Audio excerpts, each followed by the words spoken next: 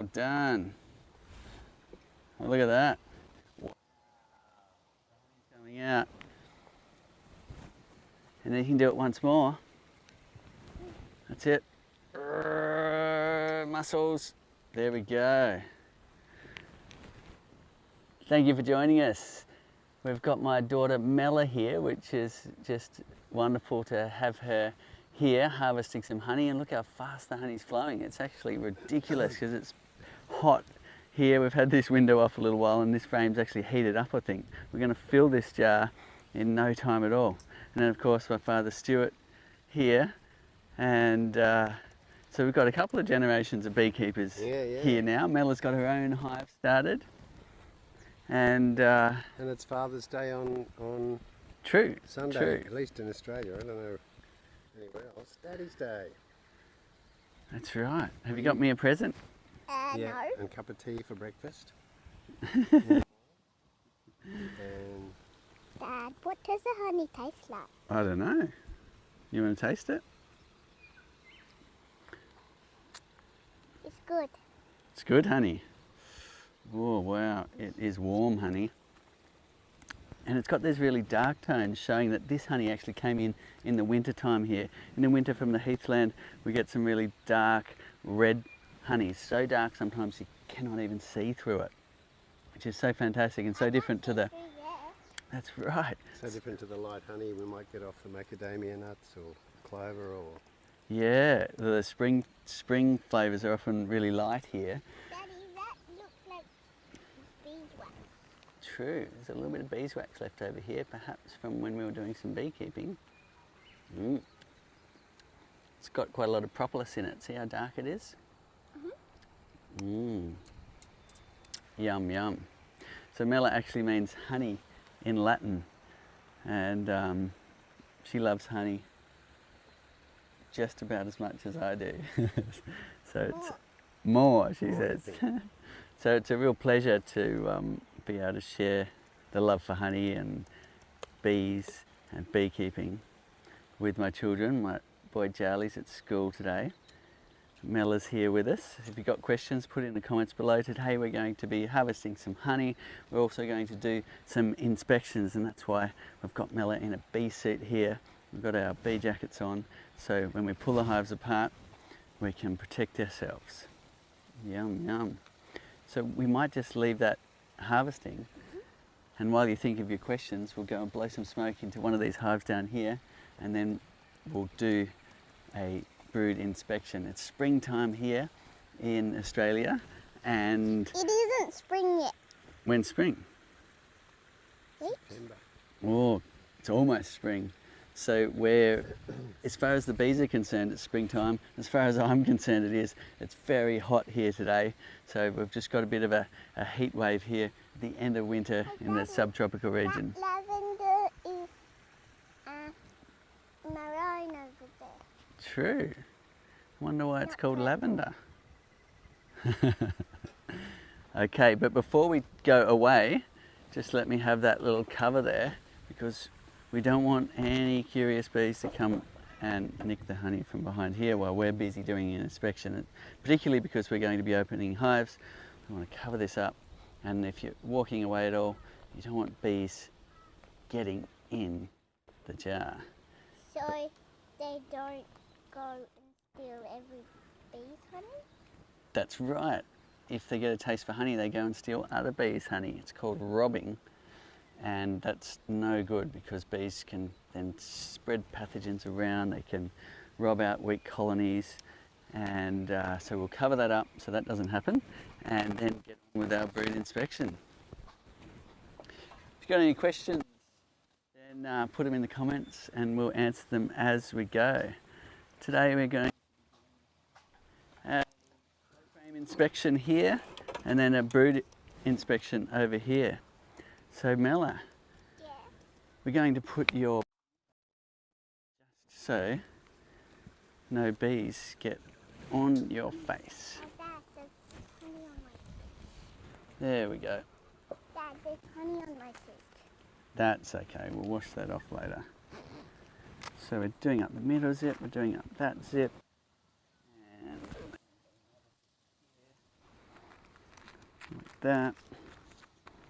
And then we're going to do the Velcro in the middle, like that.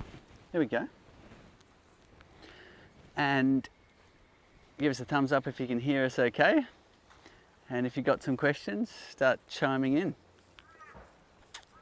Which one We're going to do this one. We're going to have a little look at these flow frames. They've been on the hive 3 weeks and 2 days, I believe.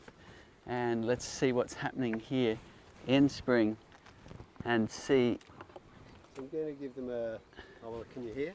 I'm going to give them a puff of smoke in the entrance, just to settle them down.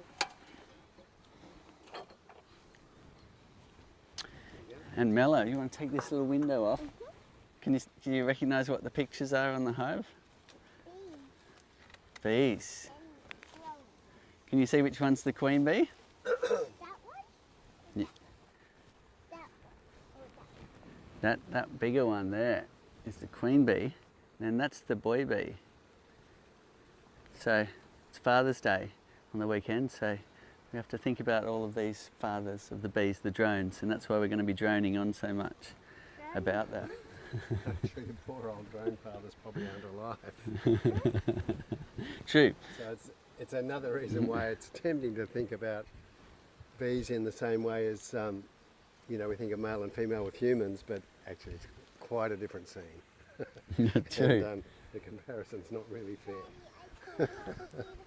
Any questions coming in, Trace? Yeah, some great questions coming in. Of course, one of the first questions is seeing Mila in her beautiful bee suit and wondering, do we sell the suits here, and what size suit? Do you know, Seed, that she's got on there? Oh, that's a hand-me-down from her big brother Charlie. So, not sure. We'd have to have a look at that. But get in touch with Trace, who's reading out the questions. She can help you get the right suit, because it's always a good idea if you've got your kids around the hives to have a bee suit so you're well protected. Oh, fantastic. Daddy, oh, I can see some over You can see some honey? there. Oh yes, just starting to show in the window. That's exciting. Oh, That's really good, because the spring flow isn't really kicking in yet, so this hive's doing well. A whole lot. It's okay, that can come off. And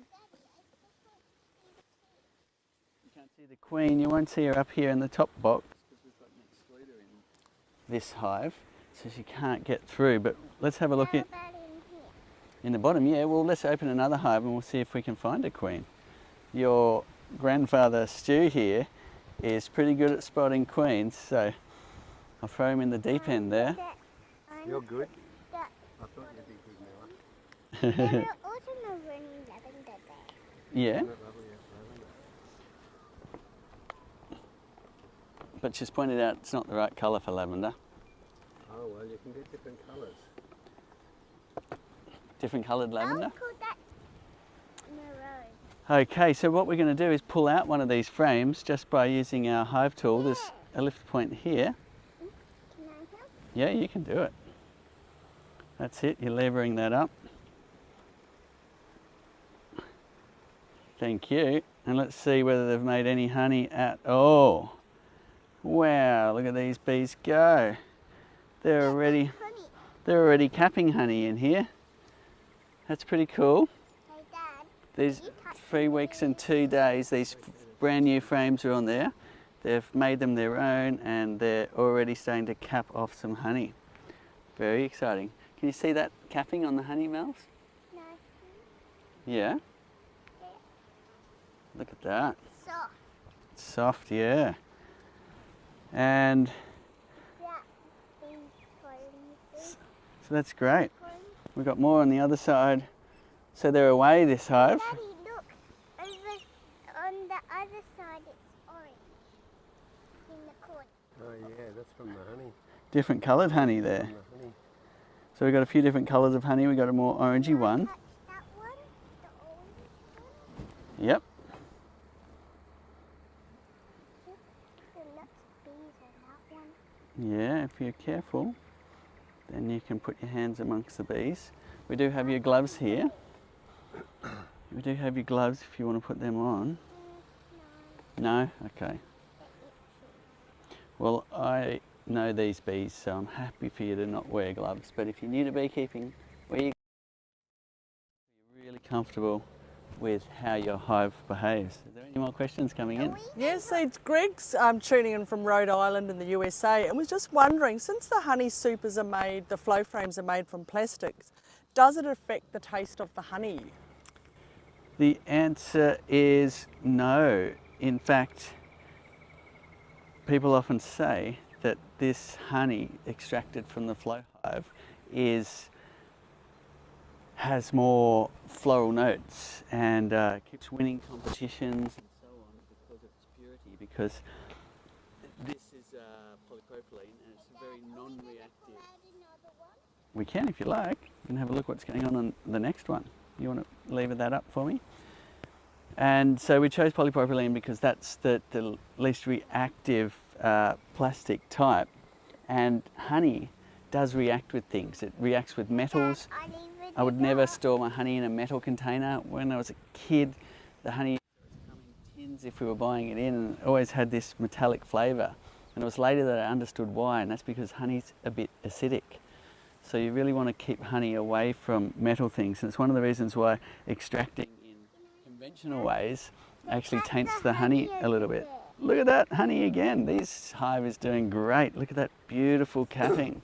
Just another, while you're looking at that, another thing to say is that while this is a plastic matrix of polypropylene, as Cedar just said, the bees mend all the little gaps that we've left in that matrix, changing the whole thing into a proper hexagon, and they cover all the surfaces of the plastic. We've looked at it with a fine dental microscope, and they wax the whole area. So actually the honey is still sitting completely in wax, even though the plastic itself, as Cedar has said, is inert and won't take the honey.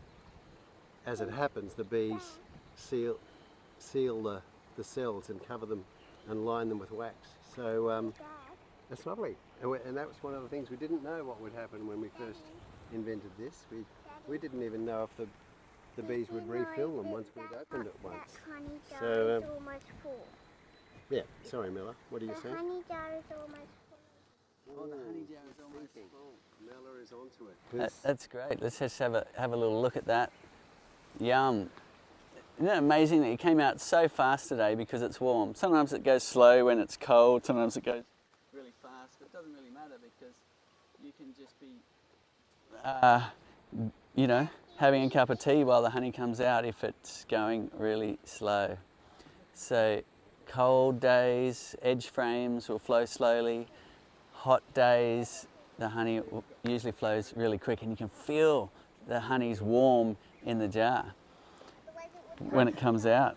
So yeah, it's pretty exciting in springtime where you get to harvest that frame, and they will probably fill that up next week and we can harvest it again. Other times of year the honey flows slowly, as in the nectar flow isn't so present and the bees don't bring in much, and sometimes you can be waiting months and months. Hey Daddy, the building comb there. Yeah, on the bottom. True. Dad, can I see the other side? Yep. Is there any capped honey on this side? No. Is there any nectar? What if we brush them away? Can you A feel little the bit. Look, honey? they're nearly filled it, and they've started to bring the capping over. That one. And what colour's their wax at the moment? White. It's white wax. So white wax means they've made it really recently. They've excreted it from their wax glands and they've used their mandibles to shape it, to complete the cells and shape it and cap it off. And if it was brown, it would mean they'd be recycling wax. And one of the reasons why wax can go darker colour and brown is their footprints, right? Because they fly out and they land on flowers which have dust on them and all sorts of things. They come back in and they walk all over the top of the capping, and it slowly turns brown, just like if you had just like our floor. That's right. I might just mention too, we might have just on YouTube and a bit on Insta. If the sound's a bit choppy, don't worry everyone, we do record it and repost it. And we also have it on Facebook Facebook and YouTube too, so you can switch over, but we do record it, so it might be seeds a bit when you bend over, but I think beekeeping with a straight back might be a little bit tricky. Okay. Daddy, the black bit. Okay, I'll try and square so you can hear me.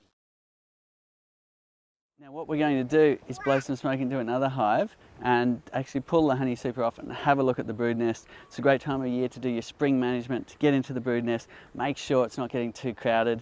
You can do that by taking splits, that's my favourite method, or you can do it by cutting out some of the comb that is typically just honey on the edges. Obviously you wouldn't cut out brood from the bottom box because their babies need to be looked after by the nurse bees and they need to stay in the hive, but you can cut out if you see just honey stores on the edge, which it often is.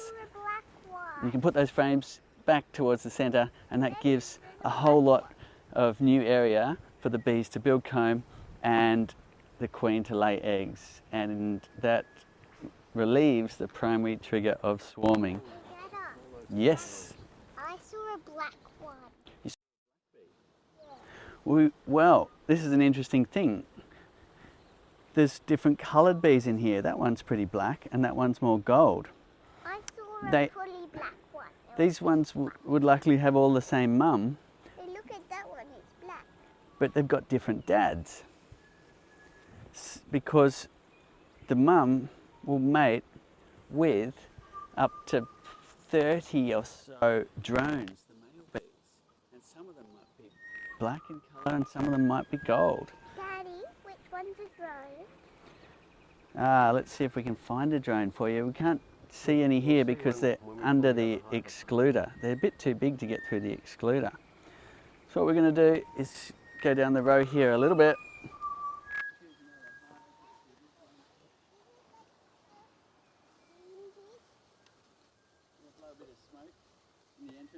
And it's a good time to top up your smoker if you've been walking a while. Looks like it's still got plenty of fuel, but I'll put a bit more in anyway. Use your gloves, like I do. And there we go. Smoke. We're going to take this roof off. Can you take that off for me? There we go. Couple of sugar ants of looking for a new home. We will. We're just going to wait a little second because if you wait for a minute, the bees will then have time to respond to the smoke and calm down a little bit. Let's answer another question while we wait for the bees to calm. Great. Seeds, you were just looking at the big jar of honey down there, and we've got a question from Winter saying, when you fill such a large vessel like that, how do you the bees? Would you believe it? But that is just one frame in the hive. That full jar is one frame.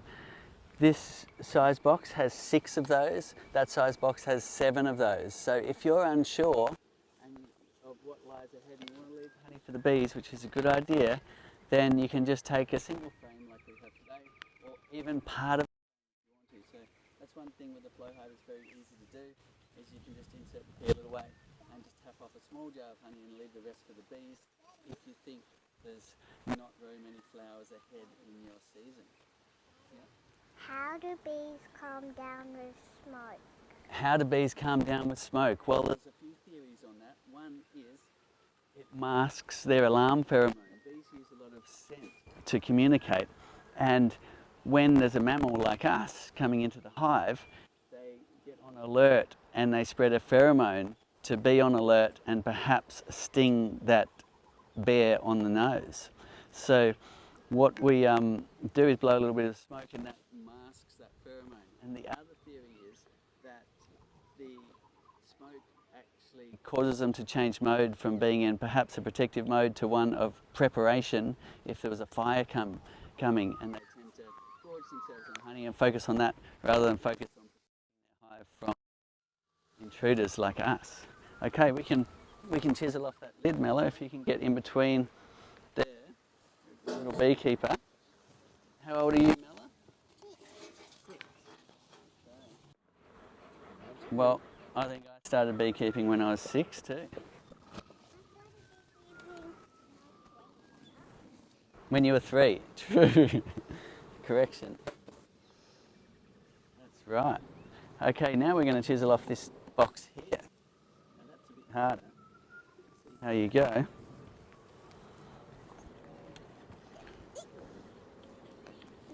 Hard. Bit hard, isn't it? Actually, it's coming. There we go. Whoa. So we're going to upend this box because we don't want to squash any bees underneath. Just by tipping it on its end like this. Daddy, is the queen in here? And that way you're keeping the frames in the same orientation, well, in the same plane. If you'd go on its side, you might spill a whole lot of fresh nectar. Yeah, the little bees can, but the queen can't get through those gaps. Is that where the queen and So the it should be there somewhere. We're going to lift the excluder off, and underneath, your Grandpa Stu might be able to find the queen. Or you, of course, Daddy, will probably find the queen before any of us. If we're ever looking for anything in my house, we always ask Mella where it is. She's the champion finder.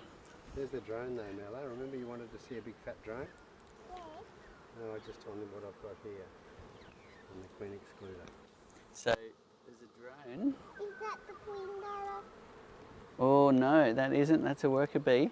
The queen is quite long. See this bee shaking? It's communicating by shaking.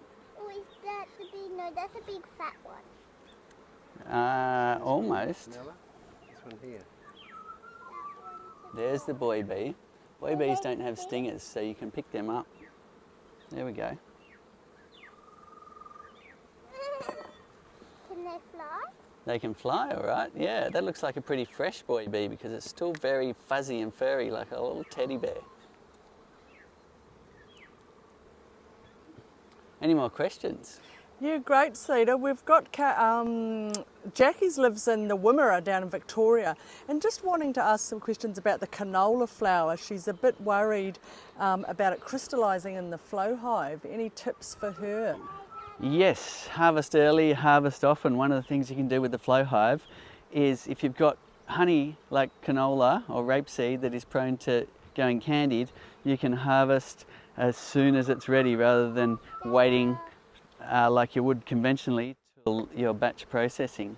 So I'm looking for the queen. just careful where you put your hands too, because you might just squash a bee and then they tend to get a bit upset about that and give you a sting. So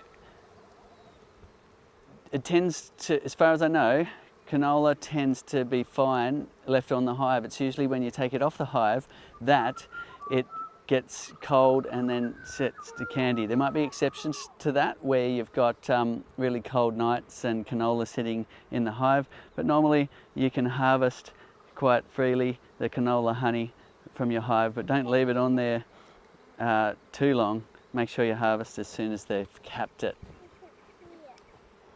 If it goes candied, no big deal. It just means some of it won't come out of the hive and you can leave that there for the bees. So we're going to pull a frame out now. Sorry about the smoke, Mella. There we go. Oh, yeah, I want to see the queen. Well, you have a look and tell me, can you see a queen? Oh, is that the queen? That's a drone. Drone's eyes touch together in the middle. Oh, like that one. Mm-hmm. That's another drone, yep. They're sort of more teddy bear shaped, whereas the queen is longer with it. Oh, that's a drone. There's a drone, yep. You can't see a queen. Oh, look, that one has a yellow pollen Yellow pollen pants. sac. So we're seeing a bit of brood. This is the baby bees in their cocoon phase. Hey, look. I saw another one. Another boy. Is that a queen? If No, you that's a boy. honey does go candied because canola or others, there's several things you can do. One is, of course, you can leave that aside for the bees to have during their winter if you're preparing for overwintering, because it's absolutely fine to use the flow frames as honey storage for the bees. Daddy, look at that one. It's just the same as Shape. them using their comb. Dada, You can also take that whole super off Daddy. or the affected frames and warm them. And it has to get quite warm, at least 40 degrees and maybe up to 60, and you might have to experiment, and that can loosen up, you know, decandy it, if that's such a word. You know, It's a bit of a hassle. in the very beginning, we've been going almost 10 years now, and in the very beginning it was a real concern of people that honey might go candied and not flow, but we really don't get that feedback. It doesn't seem to be a problem for people, and I think it's because the honey stays warm above the brood nest and is less prone to going candied. I saw 3 babies. 3 of them. Oh, yeah, I can see 3. a few on this side too. 2 more. 2 more, there's heaps. 5. Can you get them to stand still, Mella, so we can count them without them moving? Stand still there. Your drone. Oh, we've just got this great comment that I have to ring out, and Stu, it's a bit directed at you actually. People loving that we've got 3 generations of passionate beekeepers. Must feel like a full circle moment for Grandad. So the question is, how did Grandad become a beekeeper? Well, my father got bees when I was young and still at home, and he was one of my brothers that actually said, come on, let's get bees. But we had, that was in Canberra, but we regularly visited a beekeeper in Melbourne. What's that? And he was an unusual character in that he lived on the outskirts of Melbourne and had bees, and so that was unusual for me in those days. But he also went around in bare feet all the time, even though he was a beekeeper. And that was a big surprise for me as a young lad as well. Anyway, we kept bees. We had 2 or 3 hives in a suburban Canberra, and some of the time they were out in the yard, another time we had some up on our carport with a little ladder going up. And that was an interesting spot to have them. It was nice and clear, no one knew they were there. And in those days, we did inspect, of course, but there wasn't the range of diseases and pests you get these days, and so it was a reasonably straightforward thing to have a beehive and get the honey from it. So this hive on first inspection doesn't look too crowded yet. However, we need to keep an eye on it. Make sure there's enough space for the queen to lay. So as the bee numbers pick up, we'll be splitting any hives that are getting too crowded. Otherwise, we might get a swarm and we'll lose half the bees. We're also looking out for queen cells, because that's another indication that they'll be wanting to swarm. Oh, look at this, Mella. There's a boy bee just coming out of its cell. There's 2 there. See that? Oh yeah, I saw those. Do we help it get out, or does it come out? Look at that. They're chewing their way out. They can't quite get out yet, but they're trying. Lots of drones on this comb. You see these mounds? They're all the boy bees. And the flat ones are the girls? That's right. Like those? Well, that one's honey.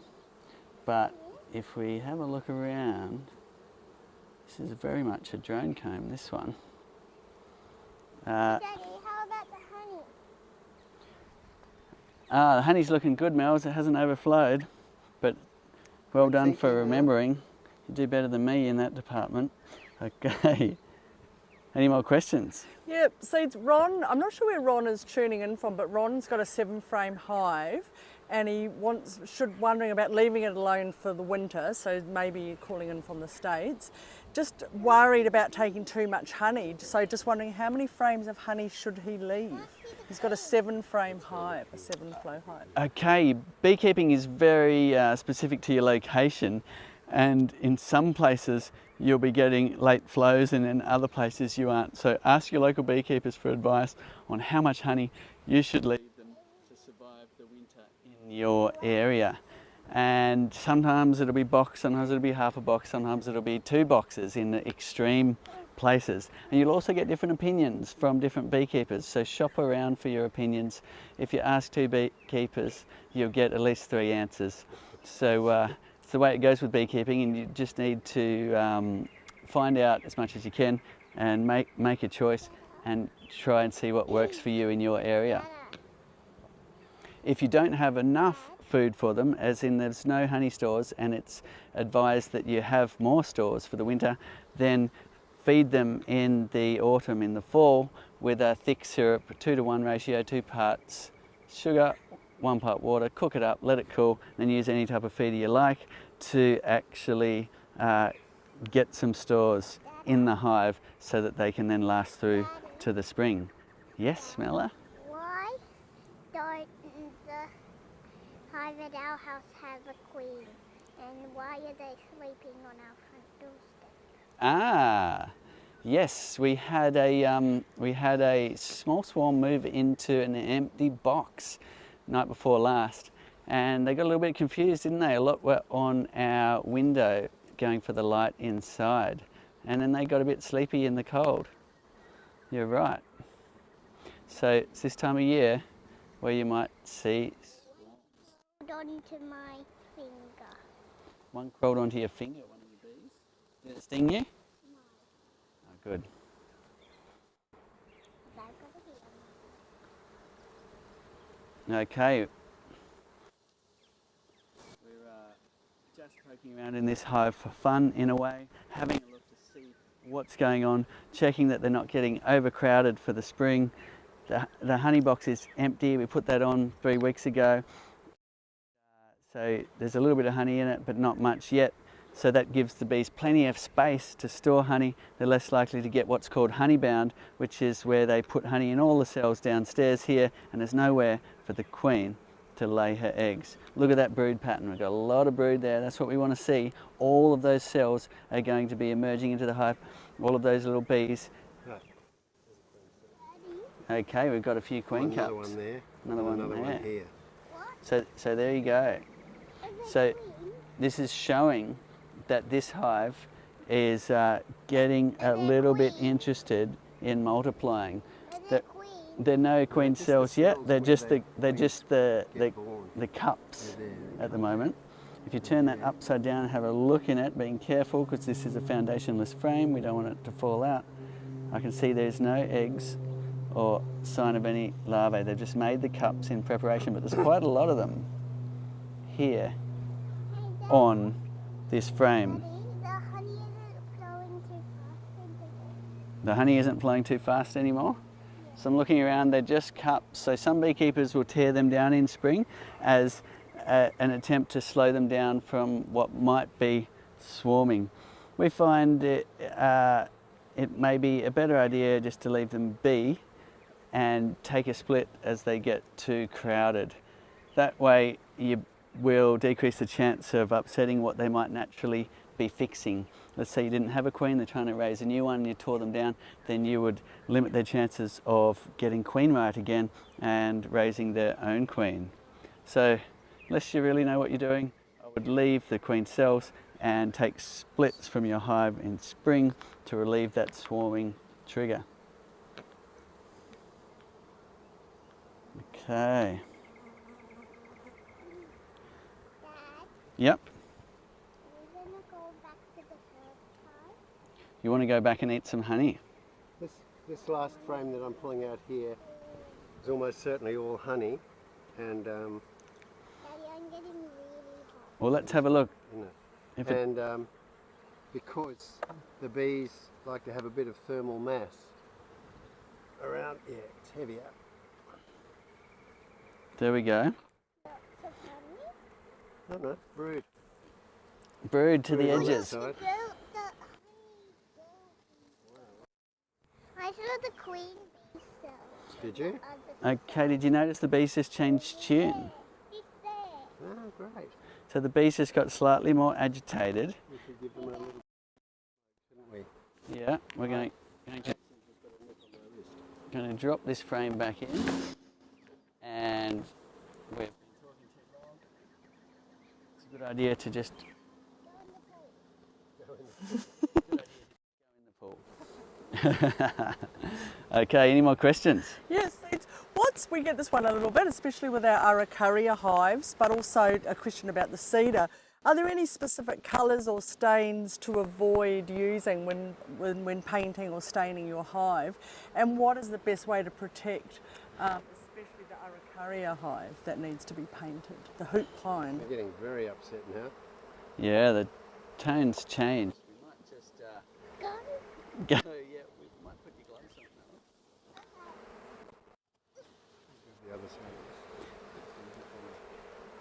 Okay.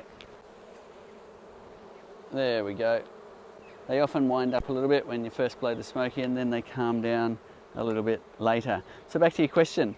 Oh, painting, yeah. If you've painting got or staining. Araucaria, they recommend a good outdoor house paint. While you're at it, have some fun decorating it and making it to a beautiful artwork. You can see some up the row here. That's the Araucaria wood. Do put a good outdoor house paint on it, and that will make it last a lot longer. The cedar hives, you can get away with no coating at all, in which case it will naturally go that driftwood grey colour over time. With the cedar, you can also use other types of finishes that are made for keeping wood looking like wood outdoors. Like your deck coats seem to be the best for that, because they're engineered in order to keep the wood looking like wood for as long as possible. So that's a decking coat here on this one, and that's a look in itself, I guess. So you can decide whether you just want the grey look of naturally grey if you've got the cedar wood, or whether you want to put a coating on it. We do recommend with the cedar of at least painting the roof, paint the shingles both sides, so that you've got a better weather seal on top, because this is the area that cops all of the rain and all of the sun, and the elements are really beating hard on it. So give that a really good painting. Well done, Mels, you got your gloves on and you got your suit on. That's what we need when the bees are getting more agitated. Super on, if you want to. Yes, that's all right, Mels. Thank you very much for your help in beekeeping. You can go and cool yourself down if you want to. Fantastic. I think we should have her asking all the questions, Seed. She asks a really good question. That's right. We'll have the kids beekeeping one day. I know, it's such a joy to beekeep with your children. It I've is. always got this fascination, and it's just that young mind just inquiring of questions that you've never thought of, which is something really special. Yeah. Totally. Hey, this is Ryan. Ryan's in Western Australia, and got a hybrid hive, which is a combination of flow frames and honey frames, for those of you that don't know.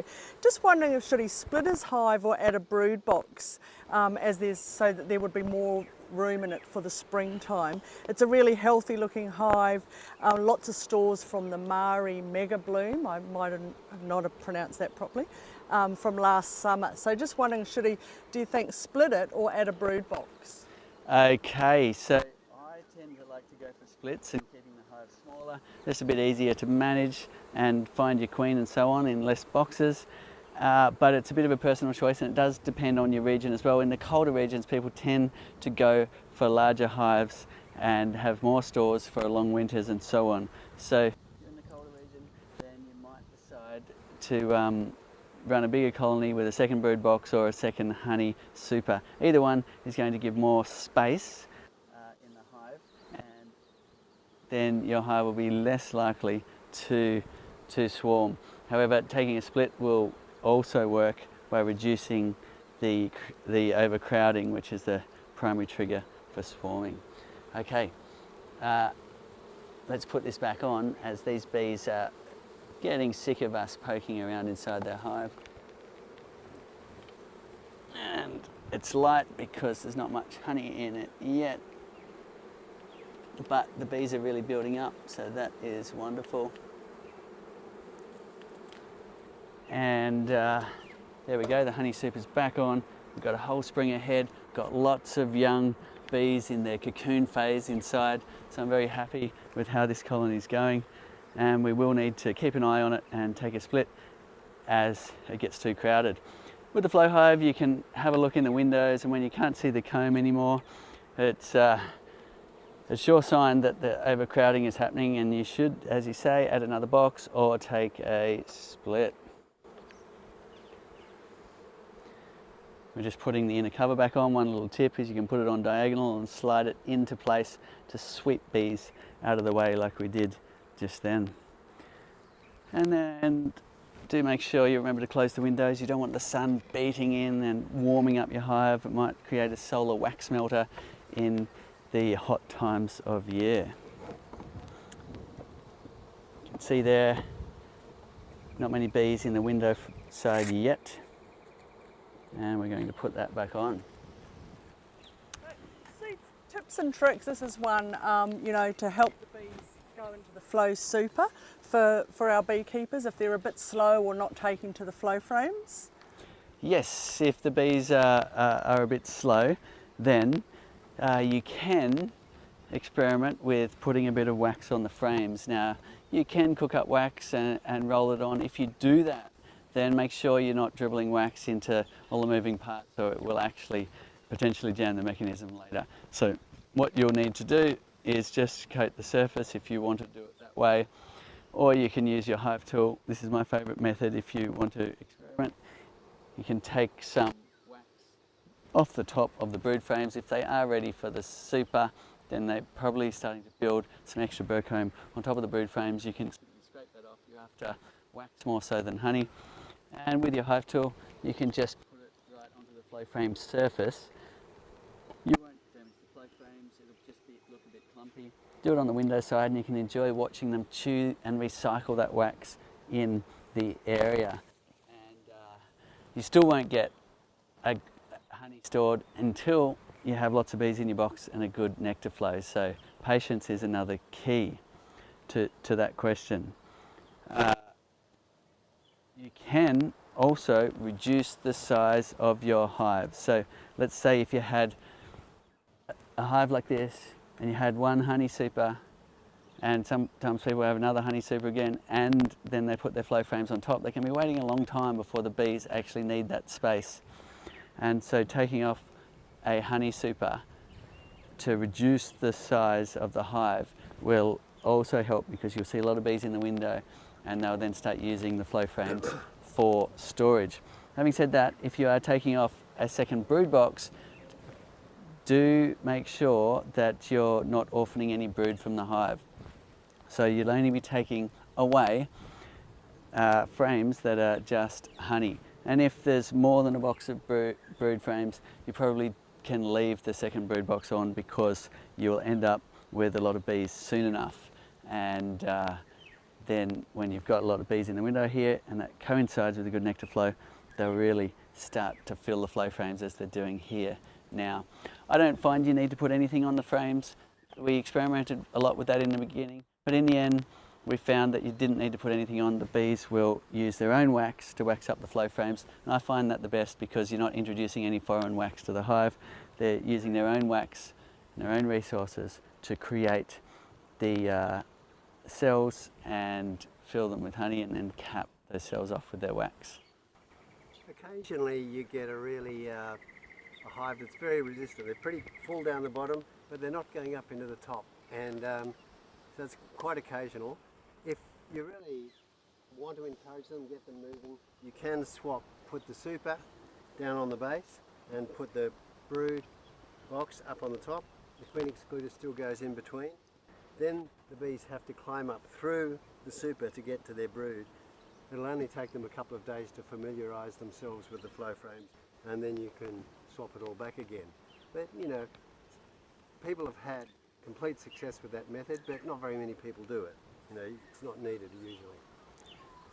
So usually in most beekeepers we've got more than 100 and something thousand flow hives all around the world. Just put the box on top, the bees start using it and filling it with honey. But as said, you can add wax and you can mess around to speed it up, but in the end, waiting for a good nectar flow, coinciding with a lot of bees in your box, is the recipe to getting your honey stores. And of course, once they've naturalised the frames, away they go, just like any other frame when they're all covered in wax. Great. Seeds, what about beekeeping in other climates? Like maybe people who are in a lot, obviously we hardly have much of a cold winter here. Suggest who are in other climates who are using the flow frames, what's the best advice for them? Okay, so generally you're harvesting in the warmer months, and right from the very beginning there was a lot of people that were worried about the use of flow frames in colder climates. But even before we launched, we were testing up in Canada with the flow frames and had great success there.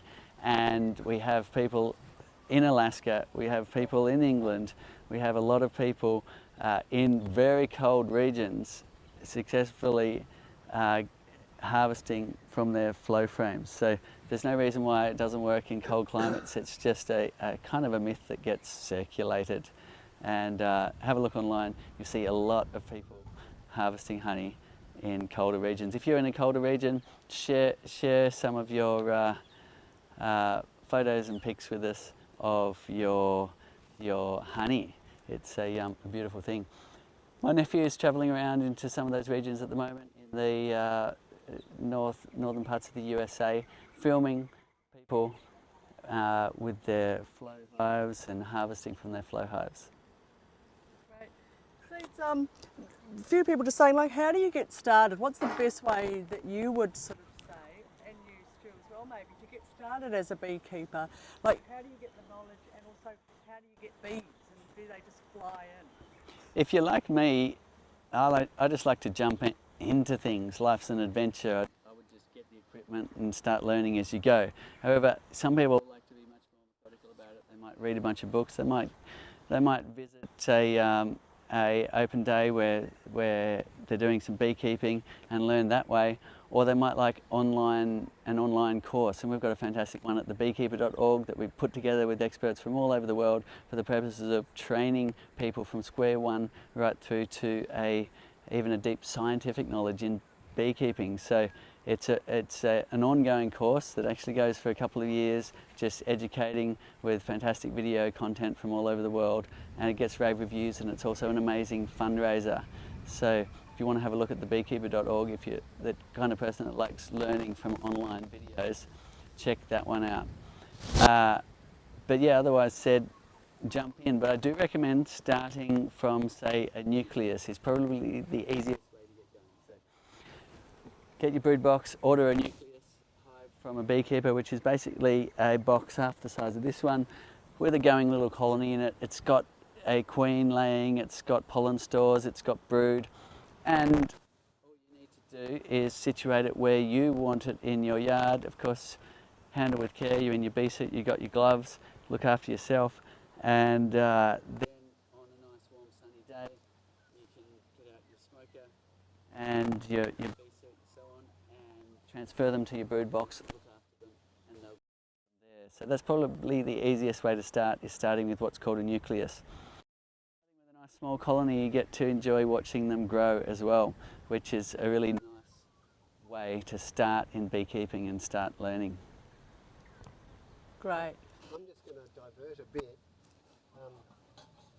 It's good if you live in dry country, like we generally have in Australia. It's good to practice, fire safety things with your smoker. We know several stories of beekeepers busy on their hive. They've put the smoker down on the ground. 5 minutes later, they turn around and there's a grass fire running away from them, and they're in trouble. Anyway, so make it a practice to put your smoker on a fireproof surface like this bin lid, and then afterwards you can put the whole smoker in the metal rubbish bin or trash can, and so it's fire safe. It's just a practice, particularly in dry country. It's often quite wet around here, but when the fire time does come, it's a good idea to really practice fire safety, like my saying. So, and there is rules and regulations to look up around using your smoker in firebrand times as well. So in some cases you may not be able to use your smoker to do your beekeeping. It's at extreme fire danger in certain regions. So a good reminder there. Any more questions?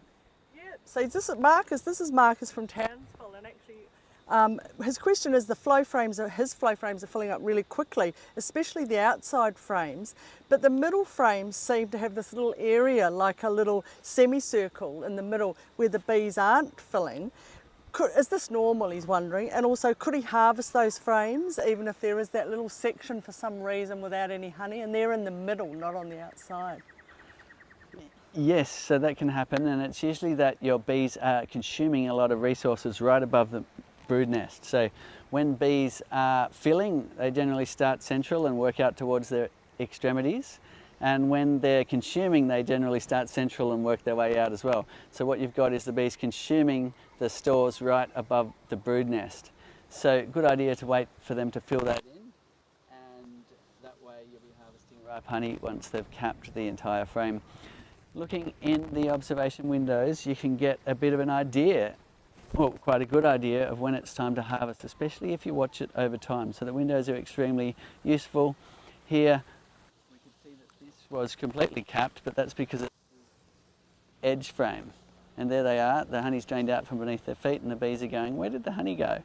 And some of them are starting to chew the capping away already, and they will recycle that wax and the whole process will start again. And there's the honey in the jar from that very frame. So, getting back to your question.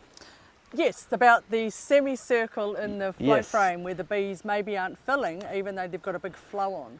So, watching this window will give you a good idea of whether they're hungry or not.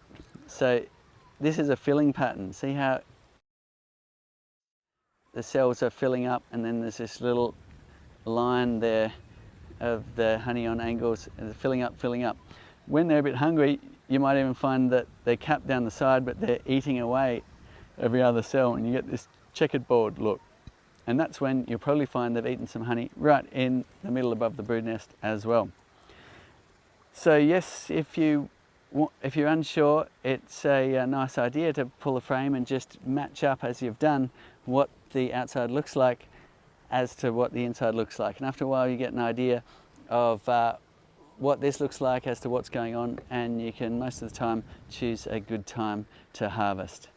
And occasionally you might get it wrong and harvest honey that's a bit liquid. Not the end of the world. You can just consume that, keep it in the fridge, or if you've left it around and it started to go fermented, they call that baker's honey, which you can still cook with, I believe. So best to harvest when it's ready though, when you're seeing the capping on here. And if you've noticed that they still haven't filled the frames completely, then just wait a little bit longer, and you'll find as the flow continues, they should fill in those cells that they've eaten away above the brood nest. Right, this is a good one. So Nathan's wondering, could you take your brood box to the beekeeper's house and they put the nuke straight into your brood box, then bring the hive back to your house that same evening? You certainly could do that. However, it's going to be easier to transfer the nuke box because all the frames will be well waxed in and they won't move around in transport. If you just dump a bunch of frames into your hive and go, they'll be rattling around a bit in transport because they're not really waxed in place yet. So easier to transfer the nuke box, and it's actually quite an easy process to transfer them into your brood box here when you get to your location.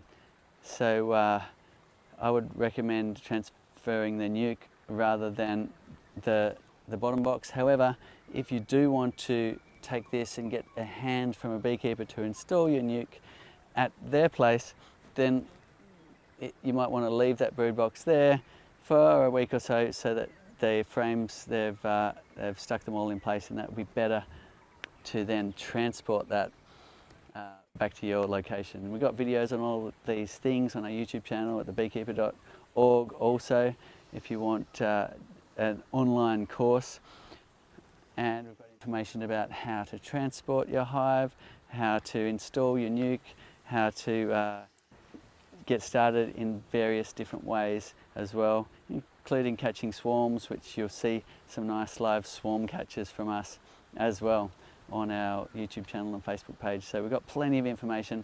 We've been putting video content out now for almost 10 years. So jump in, and of course we're here each week to ask questions as well.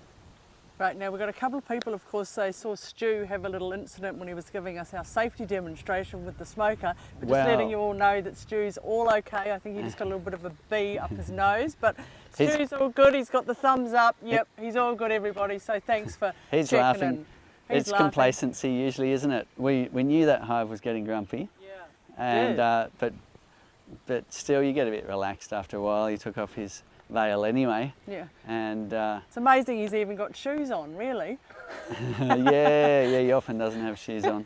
So it's up to you. Of course, after a while as a beekeeper, you do get a bit relaxed, but every now and then you get reminded to take precaution, look after yourself, and you also get to recognise the signs of when the hive is starting to get agitated, as it was when we were at the end of our brood inspection there. Great, all right, Stu, you're good. Okay, here's a good one. A couple of people are just asking, is it okay to freeze the flow frames for storing in the wintertime? And will it damage the plastic? It won't damage the plastic. It's a good way to store. If you do have a deep freeze, you can pull off flow frames even with honey in them. Obviously you're brushing the bees off, and then you can store them in your freezer, and you can put them back on next time the bees are ready for another super, and they can continue where they left off. So that can be a good way if there's still a little bit of honey in the flow frames when you do want to remove a box from the hive, is a deep freeze. Otherwise you want to clean off the honey with a hose or a warm hose or a pressure washer, and store them away for next time your hive might need the flow frame super on top. Right, so is the bee population decreasing, and if so, why? It depends where you are in the world, but some countries are experiencing massive insect losses on a horrific scale. Species we haven't even found yet are disappearing. Lots of species on the brink of extinction. So it's a really important time to be looking after, of course, our honeybees, but all of the other pollinating insects and pollinating species and insects in general, because without them, then our world starts to crumble. Pollinators have evolved alongside all of the plants that need them, and without the pollinators, then we start losing a whole lot more species, and so on and so on. So it's really important for humans to change their ways, create habitat, look after our flora and fauna, and keep the ecosystem alive that we're from.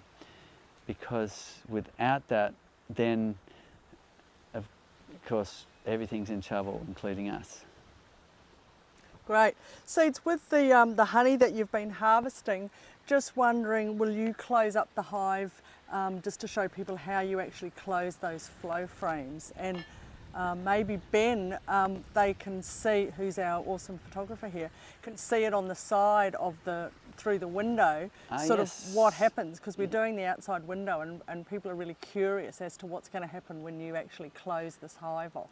Okay, to close the cells again into the cell form position, I'm taking this key back to a 90 and sliding it out.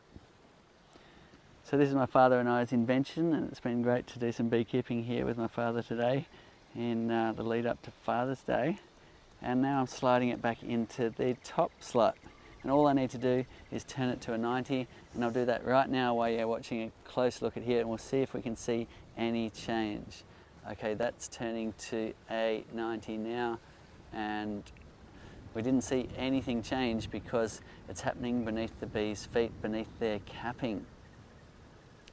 So this was a fine example of how little the bees are disturbed when you're harvesting honey with our flow hive invention. That was the whole goal, of course, in the beginning, is can we just harvest the honey while leaving the bees be in an easy, gentle way without going through that long, intensive process of harvesting in the conventional way, which I did for years and years, of course. So that's where the idea came from, was can we just gently harvest the honey?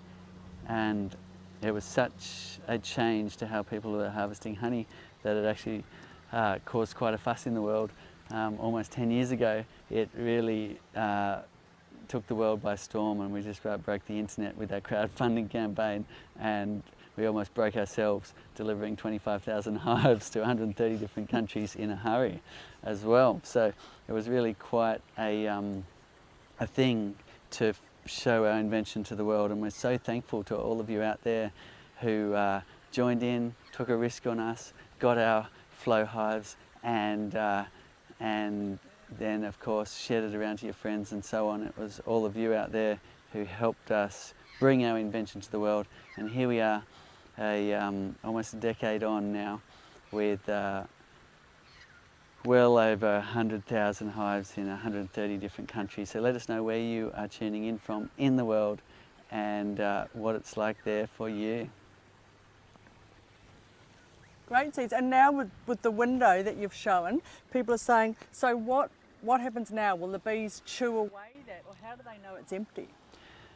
You know, that was a wild card when we were inventing the flow frames, and I actually made all of these crazy contraptions inside the hive trying to decap it within the hive, because that's what you did when you were harvesting honey. You got the hot knife and you sliced off the capping. So I had like membranes in there, vacuum systems, moving diaphragms and pulling capping sections away and all sorts of things. But in the end, we didn't need it, because the bees are clever enough to notice that the honey has drained out from the cells. I guess that might happen in the wild when a tree moves or something like that and the honey drains out from cells. They notice when it's gone.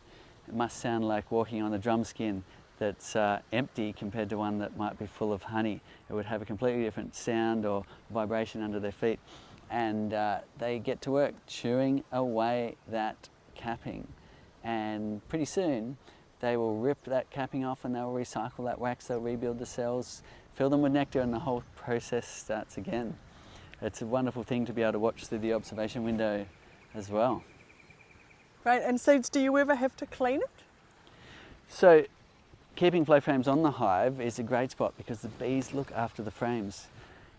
After about 5 years or so of use on a hive, it could be a good idea to take the frames off and give them a good clean with a pressure washer or a hot water hose, and just strip off a lot of the wax, dry them out and put them back in again. We've got some information on just how to do that if your frames are getting a bit long in the tooth and getting covered in a lot of wax. These ones have been used a lot. You can see here that they're all the cells are covered in wax and propolis here, and if we wanted that clear view back again, we would need to take these frames out, blast them with a pressure washer and just strip some of that wax off, dry them out, and we can put them back on again. And you can pay special attention to that window side to get that nice view back again, because it's a really useful view to watch the cross section of the honey filling and get an idea of when it's time to harvest. Fantastic seeds. And can you take royal jelly out of a bee?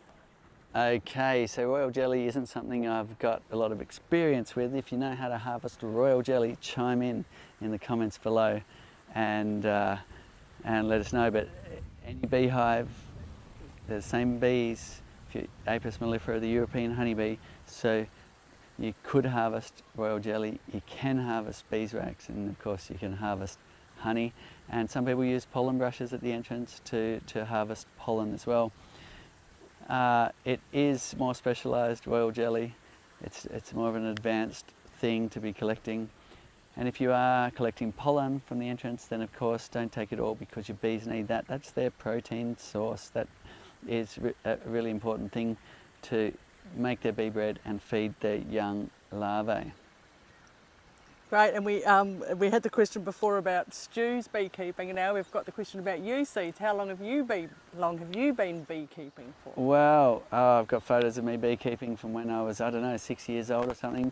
My grandmother used to sew us up veils, and we had pretty wild hives, so it was an ordeal to go and get the honey out of the hive. We would get in our overalls, we would put washing up gloves on, and we would tape them onto our overalls, and then we'd have our homemade bee veil, which usually had a bunch of holes in it, and we would go down to the hive and tear it apart and take those honey frames. But as said, they were pretty wild bees, so it was quite an experience as a young 6-year-old to do that. But I love honey so much, it was worth it.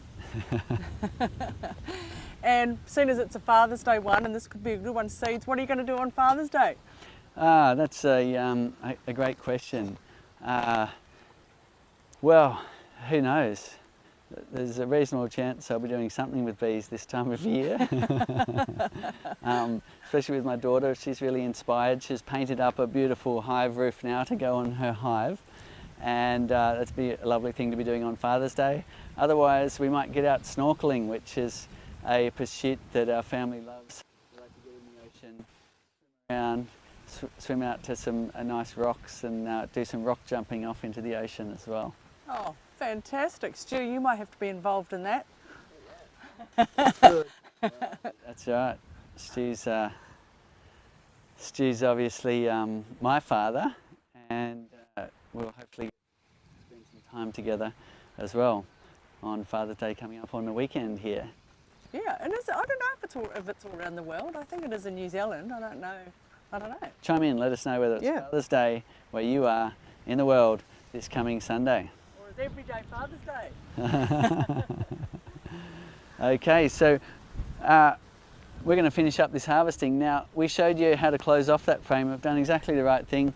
Leave the key there for a minute or two if you can. That makes sure all the parts move back into the cell form position. If you just give a quick close like that and move on, you might find that some of the cells bounce back up. You get wax globules here joining the cells in wobbly shapes. That might restrict the flow later, cause honey to spill into the hive and so on. So make sure you leave that in that position for a minute or two. That's all good now. We can take that out and we can start packing up our honey. And look at this. A beautiful thing. We've got a perfect full honey jar. We've got about 3 kilograms of honey out of this frame, and it's a very nice dark kind of a malty flavour. So what we might do is just do a little quick swap here like this, and look at that, we managed to harvest honey without spilling a drop. Actually, I lied, there's a little tiny drop. So it's a lot less to clean up than the conventional methods of harvesting honey. I used to spend a lot of time, a lot of weekends harvesting honey in the conventional way with a big, the shed I lived in was also our processing room. So there was decapping benches, there was the centrifugal spinner, there was all the buckets of honey, the settling going on, the sieving, all of that. And it really is a joy to harvest in this way after you've done it so long in the old way. Because there you have it. While we were busy talking, the honey just flowed out using gravity, didn't touch any processing equipment, and there it is, ready for the table, a very dark, malty honey today, and it's still nice and warm because it's flowed right out of the hive.